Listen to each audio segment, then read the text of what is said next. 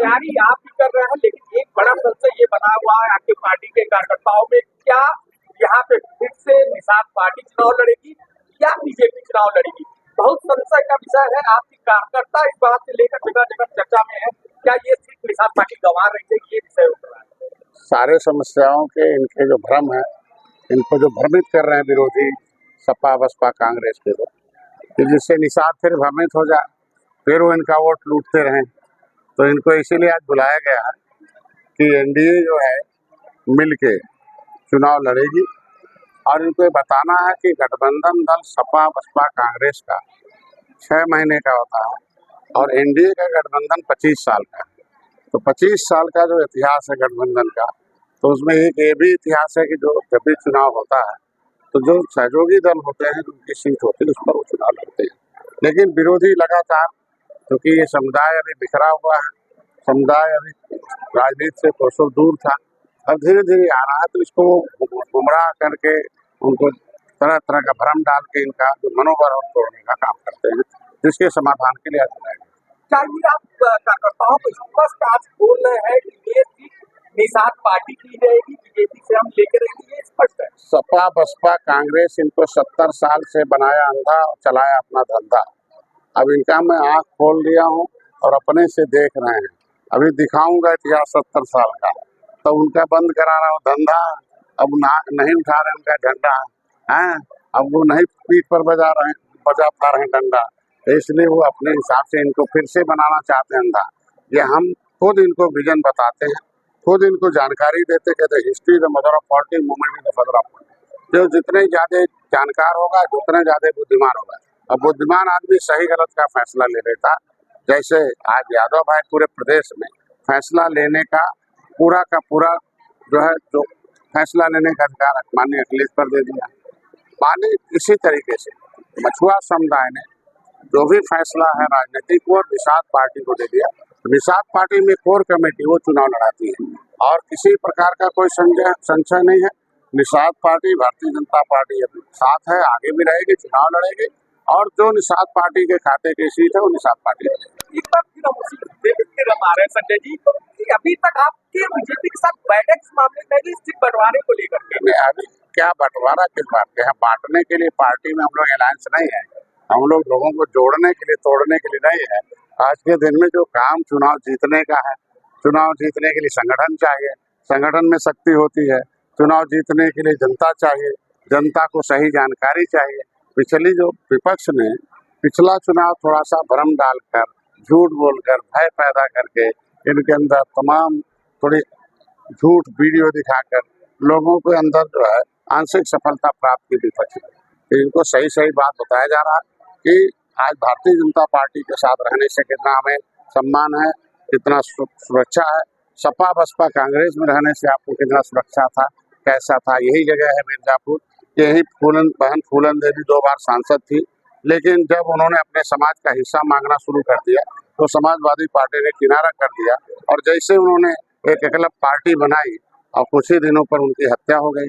तो आज क्या हत्या का सीबीआई जांच हुआ, उनके जमीन जायदाद पर उन विरोधियों ने कब्जा कर रखा है। उनका जितना वैसे सांसद तो है नहीं, सांसद के जितनी भी प्रॉपर्टी थी वो विरोधियों ने कब्जा कर लिया, हत्या भी करा दिया। तो ये समाज जो है जब मालूम हो गया, जब निषाद समाज का कोई बेटा आता है, बेटी आती है और जब इनके हक के लिए पार्टी बनाती है और आगे बढ़ती है तो उसको छोड़ते नहीं, मार देते हैं। जब तक ये दूसरी पार्टियों को वोट डलवाती नहीं बहन फूलन, तब तक तो जिंदा थी।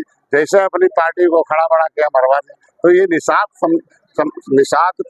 निषाद को समझना पड़ेगा कि फूलन देवी की हत्या कराने वालों के साथ रहना, फूलन देवी की प्रॉपर्टी को कब्जा कराने वाले के साथ रहना है, या बहन फूलन देवी के साथ रहकर उनको न्याय दिलाने के लिए काम करना। अब सभा में आएंगे साथी, हमें ये समझना है कि बीजेपी अगर 10 सीटें कमल के फूल के निशान पर कैंडिडेट उतारती है तो क्या निषाद समय कल क्या होगा, जब कोई बात होगी तो उस पर चर्चा की जाएगी।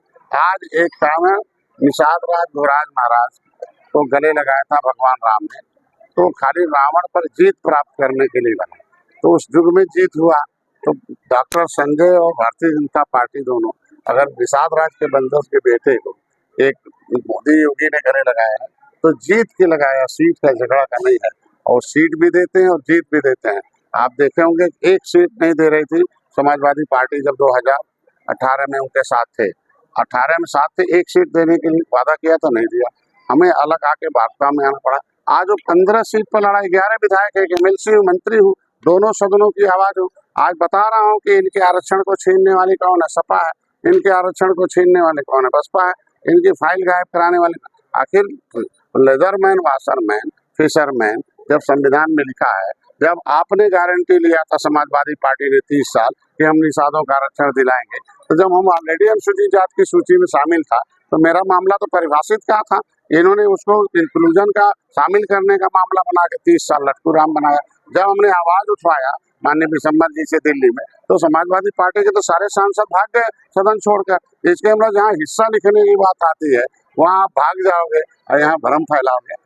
खुद समाज जान चुका है कि अब किसी के बहकावे में जाना। यूपी में आरक्षण के बाद अब बुलडोजर एंड काउंटर दो प्रमुख मुद्दे उठाए जा रहे हैं। भाई जनता को सुख चाहिए, जनता को शांति चाहिए, जनता को सुरक्षा चाहिए। ये तीनों कौन लूट रहे थे? माफिया, भ्रष्टाचारी, बदमाश, दहशतगर्द, जितने भी लोग थे तो माफिया मुक्त हमने वादा किया था जनता से हमारी सरकार ने कि भय मुक्त वातावरण होगा, आज के दिन माफिया मुक्त होगा, अपराध मुक्त होगा।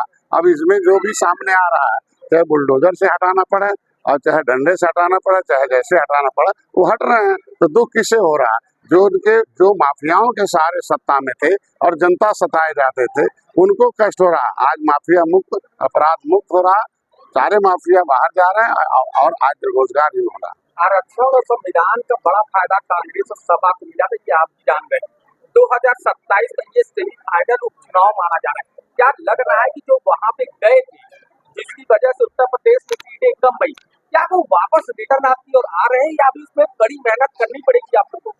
देखिए, झूठ की खेती एक बार हो सकती है, किसी को भय एक बार धोखा दे सकते हैं, खटाखट नोट बांटने के बहाने एक बार वोट ले सकते हैं। ये सारा कुछ अब सबको पता चल गया कि सामाजिक न्याय मंत्रालय की रिपोर्ट के अनुसार कि अपनी संख्या से मिल्कमैन 100 गुना नौकरी में है, तो किसकी नौकरी है? दूसरी जातियों का। और पिछड़ों में लोग नौकरी, उनकी माँ के कोख में नहीं दम था क्या? वोट तो दिया समाजवादी पार्टी को पिछड़े के नाम पर, और बाकी जातियां पिछड़ गई। ये कैसे अगड़ गए? इसके केवल अपना जिसको नौकरी, नोट और अपनी शक्ति लुटाना होगा, उधर जाकर उनका बटन दबाना होगा, लाना होगा तो इधर बिना भेदभाव के मारे हैं, बिना किसी भाई ये बताए कि लेदरमैन में अपनी संख्या से ज्यादा नौकरी में है, तो क्या अनुसूचित जाति में और सूची में सूचीबद्ध जातियां कहाँ हैं? केवटमल्ला, बिंद, कश्यप, मझवार कहाँ है? कौन कहाँ? तुरैया, करवा, 66 समूह अनुसूचित जाति में है, ढेर सारी जातियां पिछड़ी जाति में है। क्या उनकी माँ के कोख में दम नहीं था क्या? बस खाली इतना था कि उनको अंधा बनाया गया और उनको अंधा बना के धंधा चलाया गया और उनको झंडा उठवाया गया। अब कोई नहीं इनका झंडा उठाने वाला है। इसीलिए आज कुछ नहीं, थोड़ी देर के लिए उत्तर प्रदेश में कुछ सीटों पर हम लोग लूज हो गए थे, भ्रम फैला के धोखे से झूठ बोल के वोट दे दिया। अब वो कैश कार्ड नहीं चल रहा।